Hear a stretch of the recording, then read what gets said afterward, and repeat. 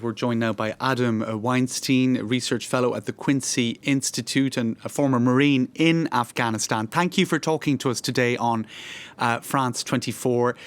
Now, how deep and how bad is the impact for the credibility of America's role in the world as a security partner and as a superpower? How bad is it, given the disastrous handling of the pullout of troops in Afghanistan? Well, I don't agree with the argument that it has been a big stain on U.S. credibility. I think remaining in an unwinnable war, or at least a war that was not winnable through outside foreign military force, would have been a stain on American credibility. And I applaud President Biden for ending that.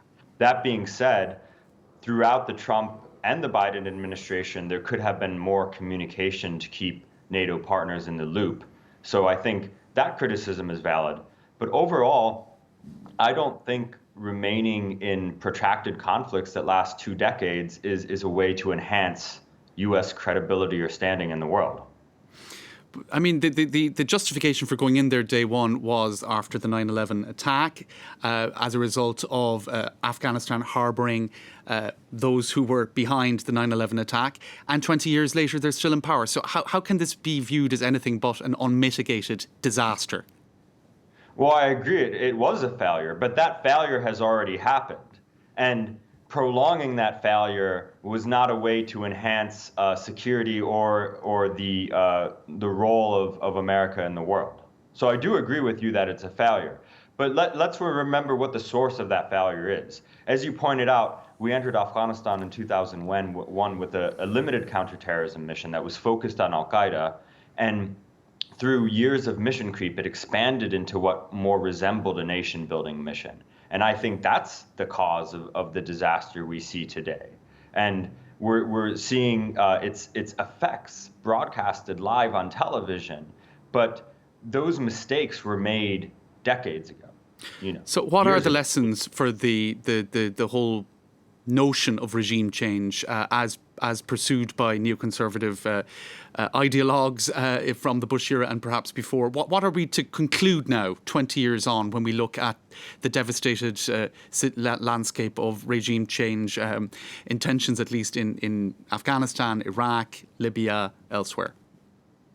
I think regime change relies on a set of variables aligning, or let's put it this way, successful regime change relies on a set of variables aligning that fall outside of the control of the U.S. government. It relies on there being domestic support for a continued war that goes on indefinitely in some cases. It relies on reliable partners on the ground in the new government that is used to replace the old government. It requires large amounts of money. It requires perfect decision-making on the part of the country that is doing the intervention. So I think there's a lot of hubris at play here. And I think future presidents will think twice about engaging in an intervention because they know that these variables are outside of their control. So do you think there were motivations other than purely getting the Taliban out of power, as we were told, that was the ostensible reason for the war in Afghanistan? Some would claim that there were other motivations, such as simply providing a lot of money for the security in the military-industrial complex. Julian Assange, amongst others, made those allegations some 10 years back that this was really about a massive transfer of wealth to the transnational security elite.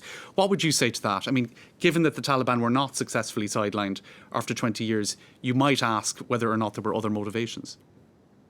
Well, I don't think this transfer of wealth was a core motivation. In other words, I don't think that the Bush administration sat in a room and said, well, it would be really nice if we just had this 20-year war that could enrich defense contractors. But I think this ecosystem emerged in which defense contractors and others did profit from the continuation of this conflict. And in many cases, folks who were advising the U.S. government on what to do were profiting from the conflict, either directly or indirectly, and it did create a conflict of interest. So I think we have to be cognizant of that, how that influenced the advice that was being provided. Okay, that's all we have time for, unfortunately, but thank you for those insights, Adam Weinstein of the Quincy Institute. Thank you for that. Thanks for having me.